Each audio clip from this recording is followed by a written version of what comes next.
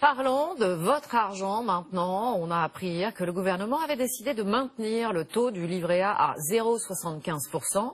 Celui du PEL, en revanche, va baisser. Il passera de 2 à 1,5% à partir du 1er février prochain. Alors, est-ce que ça reste, malgré tout, un investissement intéressant?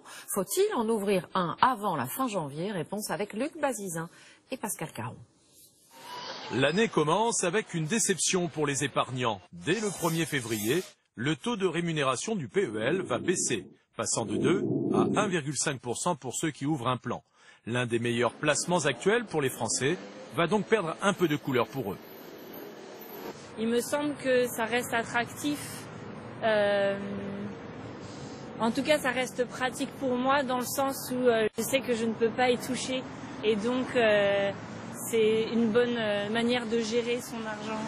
En fait, avec une inflation absente en 2015, le plan d'épargne logement restait jusque-là l'un des plus rémunérateurs avec l'assurance vie. Et le faible rendement du livret A, lui, de 0,75%, a d'ailleurs incité les Français à retirer 10 milliards d'euros l'an passé, alors qu'ils plaçaient 17 milliards d'euros sur leur PEL, jugé plus attractif. Pour les professionnels du crédit, ce changement modifie le calcul final. Ce sera moins intéressant pour les épargnants, mais en revanche, pour les gens qui l'utilisent en vue d'un placement, enfin d'un investissement immobilier plus tard, vous avez un taux très bas garanti dans les années qui viennent sur une partie de votre crédit immobilier.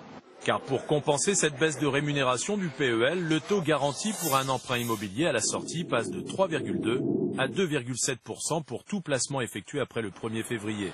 Un pourcentage encore peu compétitif comparé au taux très bas actuel du crédit, mais qui peut rassurer sur le long terme.